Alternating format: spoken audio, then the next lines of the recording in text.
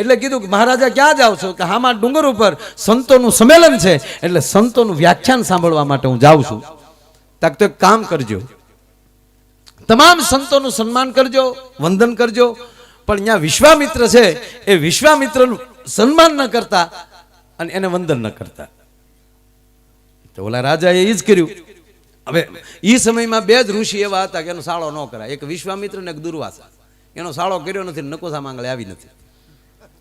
હવે આના વિશ્વામિત્રનું જે આવું અપમાન થયું એટલે વિશ્વામિત્ર સીધા સાહેબ અયોધ્યા. બપોરનું ટાણું હતું અને ભગવાન હજી રાઘવ છે એમ કહેવાય કે રોટલા ખાય અને હજી આડે પડખે થયેલા થોડોક આરામ કરવા, અને લક્ષ્મણ મહારાજ બારા બેઠા છે અને એમાં વિશ્વામિત્ર આવ્યા અને અતિ ક્રોધમાં, લખાણ રાઘવ ક્યાં છે? કે પ્રભુ ગુરુજી પધારો, આપ બેસો. બેસવું નથી. અવાજ સાંભળીને રામ નીચે ઉતર્યા. ગુરુજી પધારો. કેમ ક્રોધિત છો? રામ મને જવાબ દે કે જેનું મસ્તક સંતોને ન નમતું હોય, જે માણસ સંતોનું સન્માન ન કરતો હોય, સંતોને વિવેક ન આપતો હોય, અને જેનું મસ્તક સંતોના ચરણમાં ન આવતું હોય, એનું શું કરવું જોઈએ? એટલે રામે કીધું કે કાપી નાખવું પડે. જે અજળ હોય, જે સંતોને ન નમતો હોય, એનું મસ્તક કાપી નાખવું જોઈએ. બન્યું છે શું? ઈ કયો? તાકે સુમતિ નામના રાજાએ તમામ સંતોનું સન્માન કર્યું, મારું અપમાન કર્યું છે, હું તારો ગુરુ છું.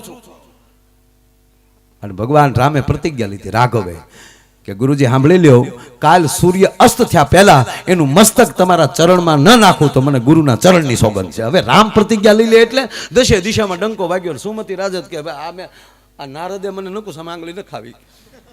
મીડ્યા નારદને ગોતવા. નારદ મળી ગયા. નારદને કીધું કે આવું છું. ઓલા ડોહા બાપે પ્રતિજ્ઞા લીધી અને રામના બાણથી કોઈ બચ્યો? આ તમે આછા કરીને મને લેવા દેવા વગરનું એક કામ કરી કે રાજા બીમા. કેમ? આમો પહાડ છે ને કે આ એ ન્યા ગુફામાં એક ભગવતી બેઠી બેઠી તપ કરે છે, એના ચરણમાં વહી જાય. અને ન્યા માં અંજનીમાં તપ કરતા હતા, ભજન કરતા હતા. ઓલો રાજા ન્યા ગયો. એ કે આમ જો બીજી કઈ સોખવટ કરતો નહીં, ખાલી ટૂંકું જ કહેજે. એટલે માના ચરણમાં પડીને કીધું કે માં, કાલ સૂર્યાસ્ત થયા પહેલા એક રાજા મારું માથું કાપવાના છે, માટે મને બચાવો માં, હું તમારા ચરણે આવ્યો છું. ત્યાં ઓલા ખૂણામાં બેસી જા શાંતિથી. એ ખૂણામાં બેહાડી દીધા. હનુમાનજી રોજના ક્રમ પ્રમાણે માની સેવા કરવા આવતા હતા. એ રીતે જ્યાં હનુમાનજી આવ્યા એટલે માં અંજનીએ કીધું કે હનુમંત એક કામ છે બેટા. કરે માં હુકમ, કે આપણે ચરણે આવ્યો હોય એને જાતો કરાય કે ના? તક જો ઓલો રાજા બેઠો ને એને એક રાજાએ પ્રતિજ્ઞા લીધી છે કે કાલ સૂર્ય અસ્ત થયા પહેલા એનું માથું કાપવાનો છે. તા તો હનુમાનજી ત્યાં પ્રતિજ્ઞા લઈ લીધી કે મારી માં અંજની આજ હુકમ કરતી હોય અને એ જો એ રાજાનું રખોપું ન કરું તો મારા ઈષ્ટદેવ રાઘવના સોગંદ છે. પછી હનુમાનજી ન્યા ગયા કે હા તારું માથું કોણ કાપવાનું છે? તો કે એ બધું રહેવા ગયો નહીં, નગર તમે રિવેશ ગેરમાં ગાડી નાખશો. પણ વાત તો કરી. અવધપતિ રામ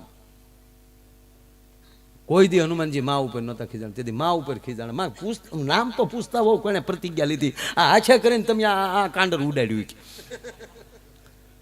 પણ હવે કાંઈ વાંધો નહીં, પ્રતિજ્ઞા લેવાઈ ગઈ છે. મેં પ્રતિજ્ઞા લઈ લીધી છે. રાજા તું તારી ઘરે વયો જા. એ રાજાને એના ઘરે મોકલ્યા અને હનુમાનજી સીધે સીધા અયોધ્યા રામના ચરણમાં વંદન કરીને કીધું પ્રભુ ઓલી પ્રતિજ્ઞામાં ક્યાંક આપણે ફેરફાર કરવો પડે. કે શેનો? કે તમે ઓલા રાજાને કાલ સૂર્યાસ્ત થયા પહેલા આવું કર્યું કાંઈ? કે હા. તા કે મેં રક્ષણ કરવા માટે તમારા સોગંદ ખાધા. હનુમાનજીને હામાં લક્ષ્મણજી ખીજાણો કે તું નીકળતા ભાઈ, આ રઘુકુળનું ખોરડું છે અને તું અમને કે બોલ્યું વસનો પાછા ખેંચવાની વાતો કરીશો. અને રામ ઉપર લક્ષ્મણ ખીજાણ. હું કહેતો હતો બહુ વાંદરા નો આયરે રખાય છે.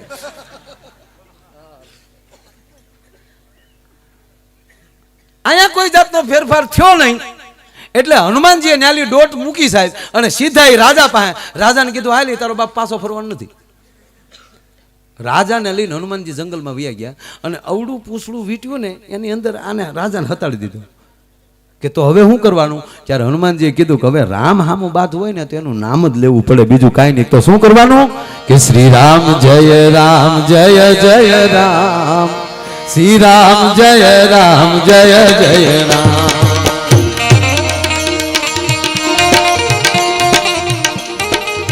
હનુમાનજીએ ધૂન ચાલુ કરી દીધી. બોલાય તો ડબલ ચાલુ કરવી ને.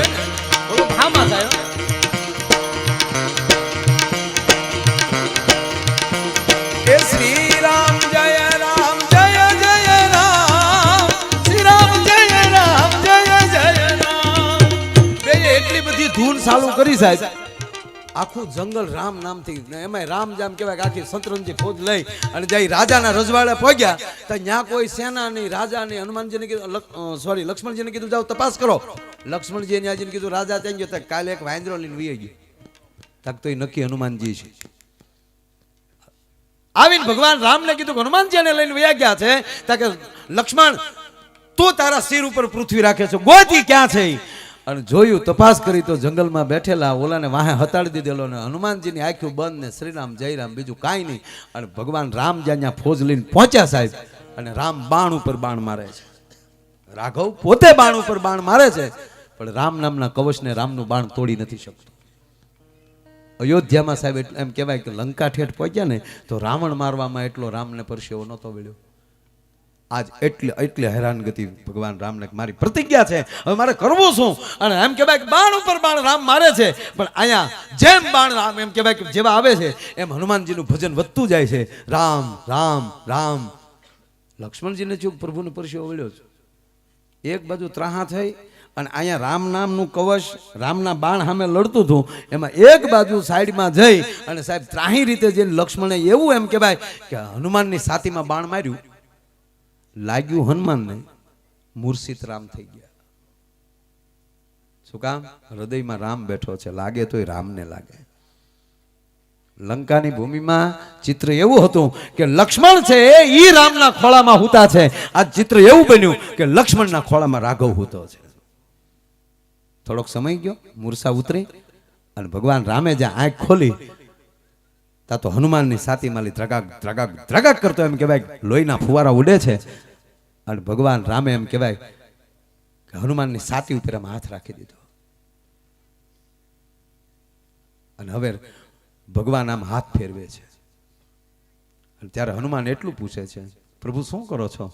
કે જ્યાં સુધી તારો ઘા ન રૂજે ને હનુમાન, ત્યાં સુધી રામને હક ન હોય ત્યાં સુધી મારો હાથ ફરતો રહેશે. હવે અહીંયા બન્યું કેવું સાહેબ સાંભળી લો. અહીંયા હનુમાનજી રામ રામ રામ બોલે છે અને અહીંયા ભગવાન રામની આંખો બંધ અને એ હનુમંત હનુમંત હનુમંત બોલે છે. આને કહેવાય મોમને લાગી તુમના, તુમને લાગી મું લૂણ વણું બા પાણીએ, પાણી વણું બા લૂણ. આ ચાર આંખું ભેગી થઈ ગઈ ને ગાય નખી દુહો નથી. આ રામ છે એ હનુમંતમય થઈ ગયા અને હનુમાન છે એ રામમય થઈ ગયા. અને એમ કહેવાય કે રામનો હાથ મળ્યો ફરવા અને સાહેબ ઘાવ જ્યાં આમ કહેવાય બરોબર ભરાઈ ગયો, પૂરું થવાની તૈયારી.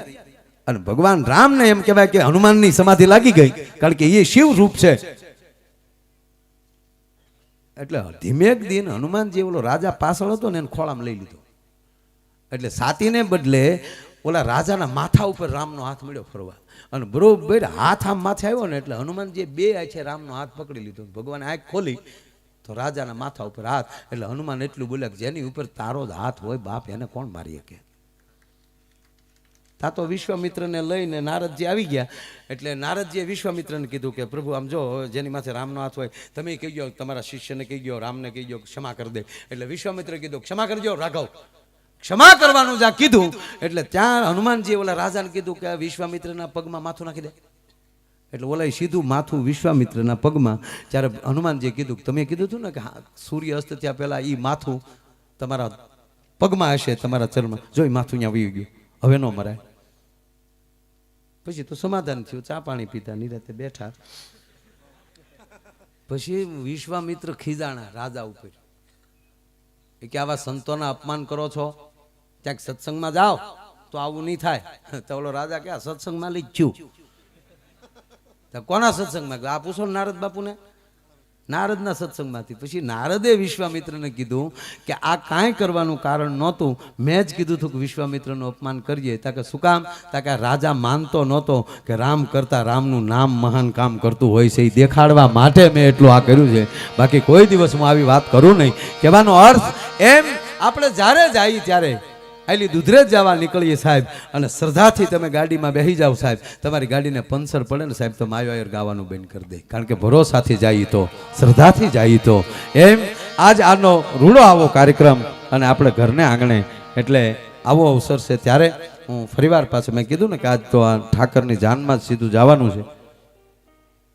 હું બાપુ કલાક બોલ્યો કતરાતા નહીં હમણાં તો હું ગાવ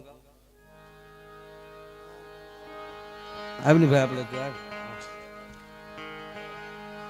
આ લગ્ન ગીત છે ને આ બે ને હારા લાગે. એક તાજા પૈણાવે એને હારા લાગે, બે ને નો ગમે. કોને કોને? એકને 20 વર્ષ થઈ ગયા, જે અમુકને કોકને જે નકોસા માંગલે આવી ગઈ એને આ ગીત ઝેર લાગે. અને એક 45 પગ્યા ચાલી માગાઈ નથી આવતા એને લગ્ન ગીત ગાવ ને તો એમ થાય માથામાં કોઈ ઘણ મારે. અમારો ભૂરો 45 વર્ષે પોગેલો, 45 વર્ષે ભૂરો પોગ્યો. અને સાહેબ આમ જો 35 કન્યાઓ જોયેલી. માઇક છે માવો ખાધો તમારા મોઢામાં માવો છે ને? વાહ બાપુ વાહ. કેટલા વર્ષ છે એના? નહીં આટીએ સીડ્યા એના.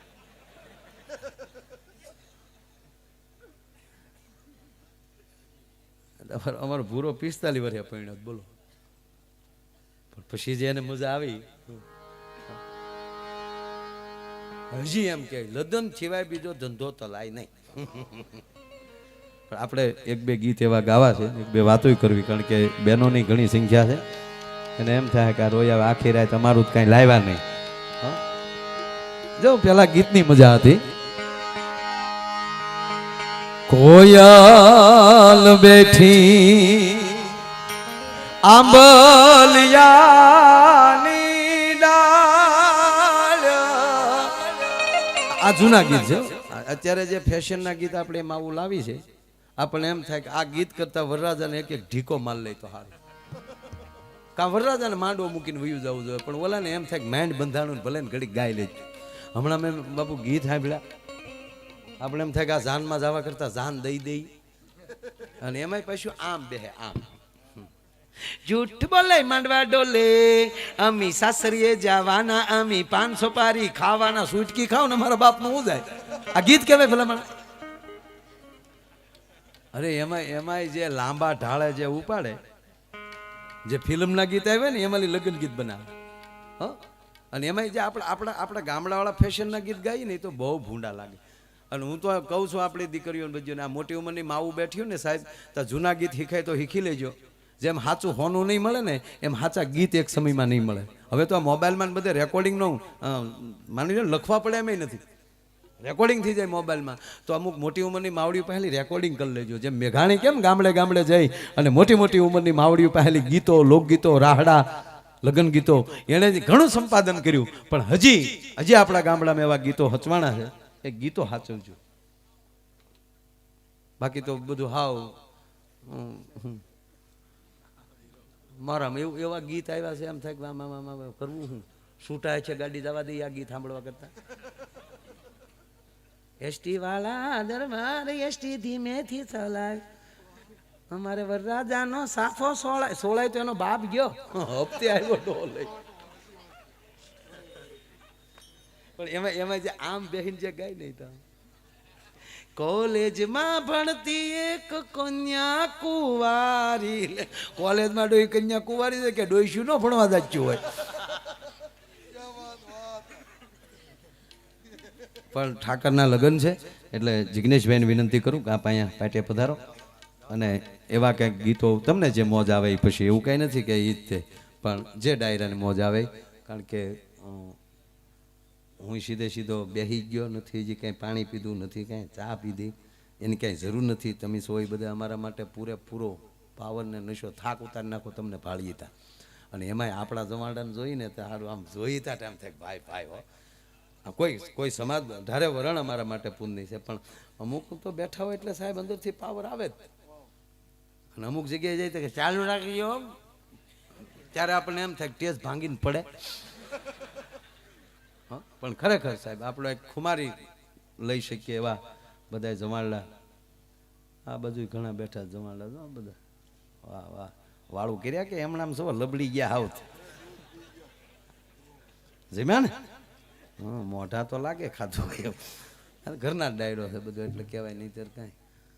ખરેખર હું તો વખાણ નથી કરતો સાહેબ, પણ હકીકત અમુક જગ્યાએ પ્રોગ્રામ અમારો માઇન્ડ 2-3 કલાક હકાર હોય ને તો કાંઈ હૈય જ ન સડે. રાણપડા સરપંચ મારા ચાલુ રાખજો.